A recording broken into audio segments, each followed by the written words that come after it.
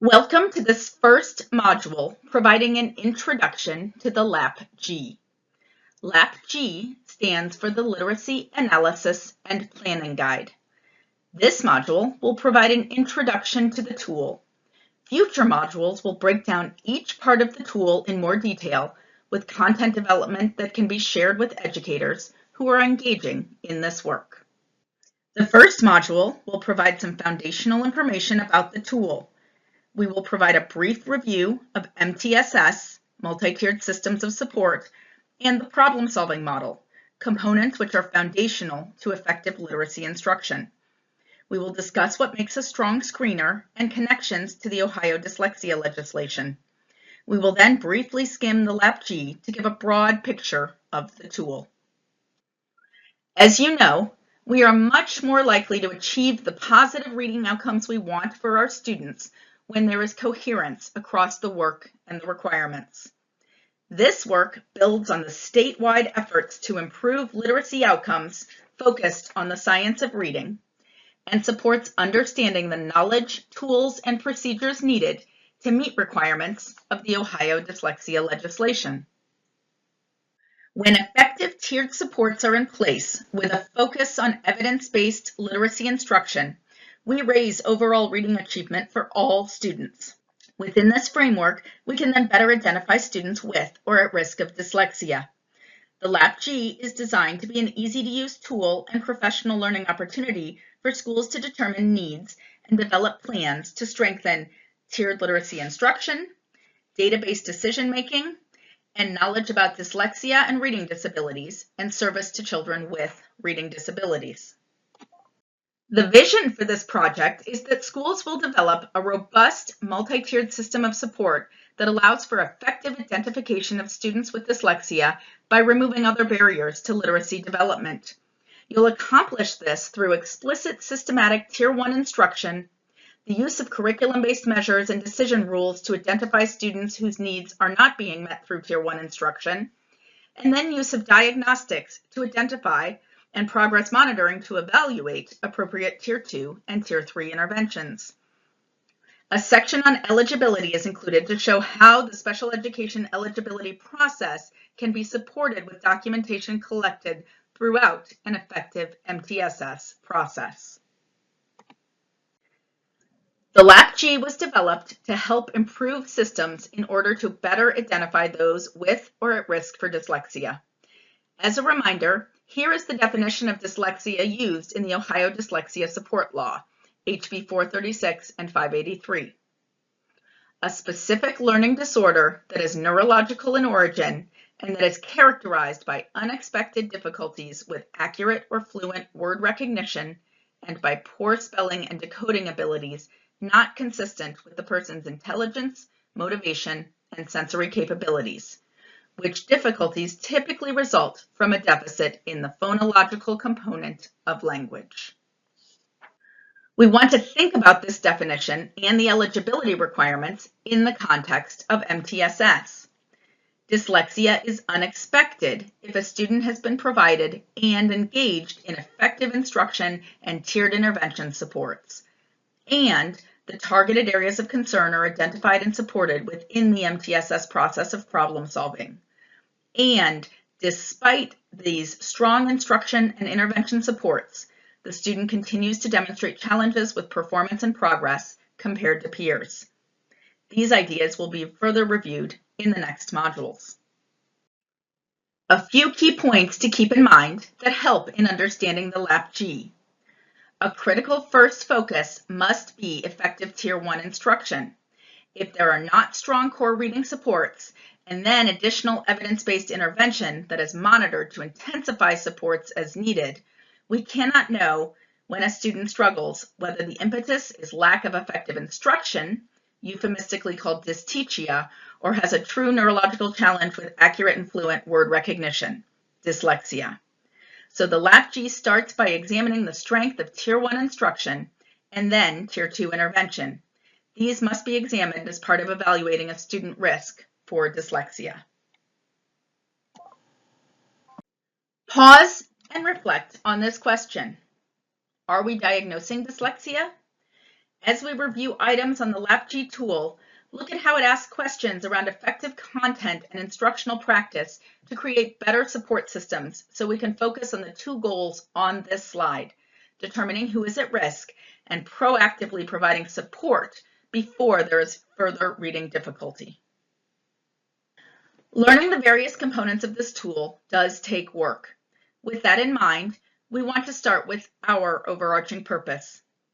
There may be no greater purpose for an education system than to provide all learners with effective, evidence-based instruction to build language and literacy knowledge and skills so they can enjoy full lives of learning and success. With that in mind, stop and consider your why.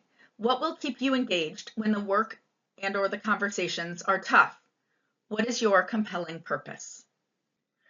So, as mentioned, the purpose of the tool is to strengthen reading instruction by using the LAPG planning tool to guide the creation of a robust multi-tiered system of support, MTSS, for reading.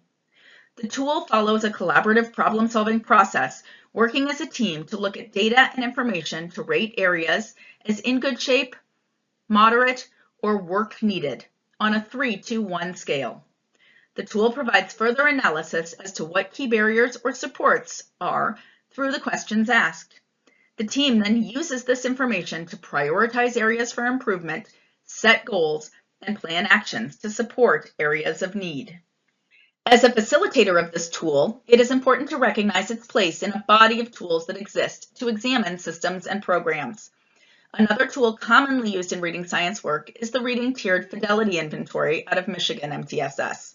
This tool has great value for district and building teams analyzing the tiers. The LAPG has a Tier 1 focus at the teacher team level to really dig into needs at each grade level and more specifically address key components of literacy. With that in mind, these tools can work reciprocally if collected by different teams at different levels within a district, feeding information about needs, action plans, and progress. Here is the first page of the tool. It provides some introductory information for the facilitator and the team. Pause and take a minute to skim this first page. As you begin engaging in this process, you will want to start with some meetings to build relationships and gather initial information to help you know the team and work as you get started. Page 1 of the LAPG and follow-up in the Facilitator's Guide review information you might collect in advance to help you guide team discussions. There are several options such as holding informal meetings, reviewing other building action plans, and classroom informal observations that are your choice as a facilitator. If this is a building and team you already know well, some of these may be unnecessary. If you are new to the situation, taking these opportunities can help build rapport and background knowledge as you begin to engage. The guidance document for the LAPG shows a chart that links to the problem-solving process at a systems level. A reminder that this process is often not linear.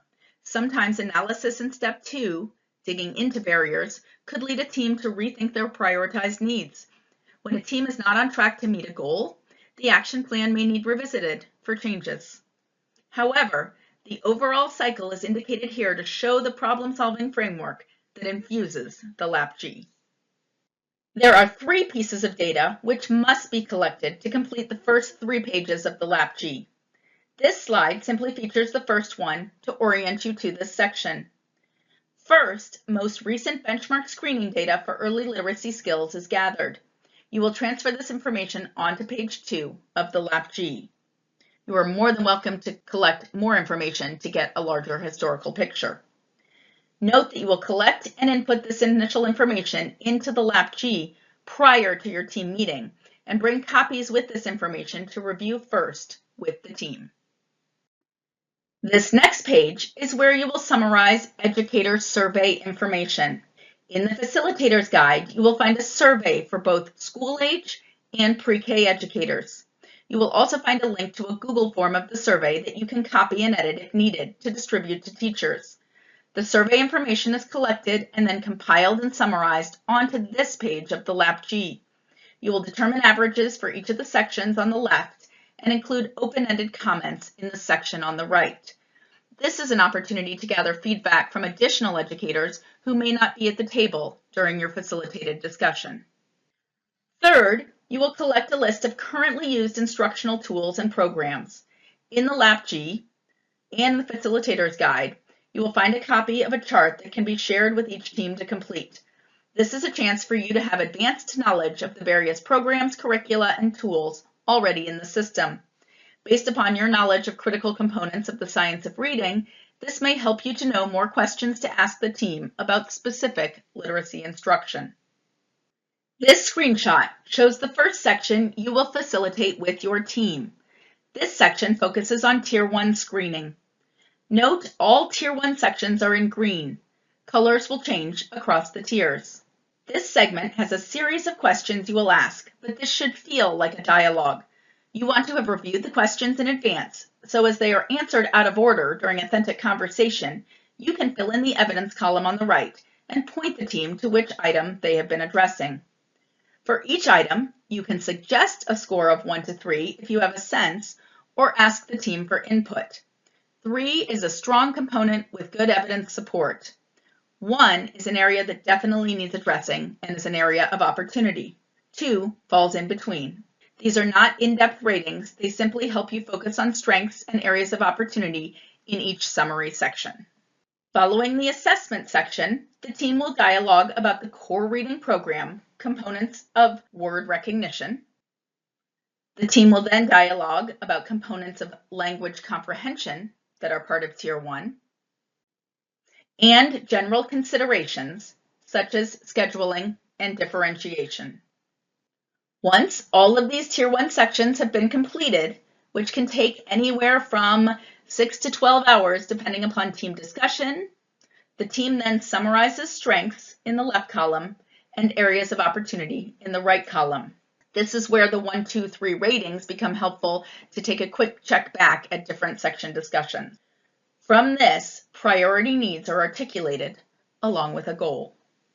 The team then develops action steps based on what they've learned through this identification and analysis to meet the identified goals.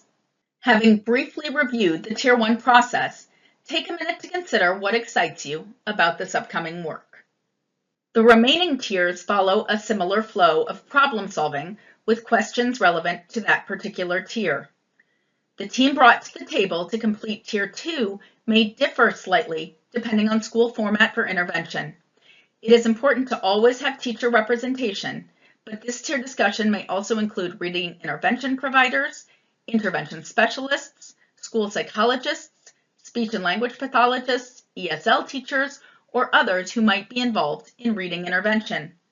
Tier 2 again starts with dialogue about assessment tools, as you can see here. This moves into dialogue and ratings around assessment tool use, decision rules, reading interventions, and general considerations in Tier 2. Finally, a summary similar to that completed in Tier 1 occurs, specific to team findings in Tier 2. And again, an action plan is developed based upon identified priorities. Tier 3 will follow a similar format of dialogue, summarizing, prioritizing, and action planning, not fully outlined here, since this is just a brief overview.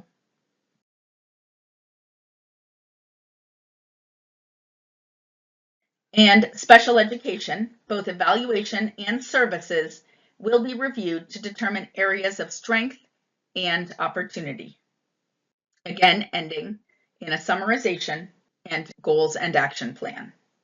This was a big overview of the tool. Although it can be overwhelming at first, the goal is to take one piece of the tool at a time to help improve literacy instruction for all students. Here are a few key overview reminders from this module.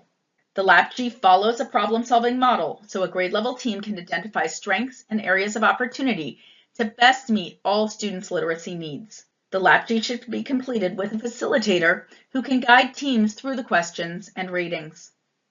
The LAPG includes 4 sections, Tier 1, 2, 3, and Special Education for a comprehensive system review. One step at a time. There is a lot here, but working through it slowly and systematically will help lead to better reading outcomes for our students. Consider jotting down some key notes about your learning from this overview before moving on.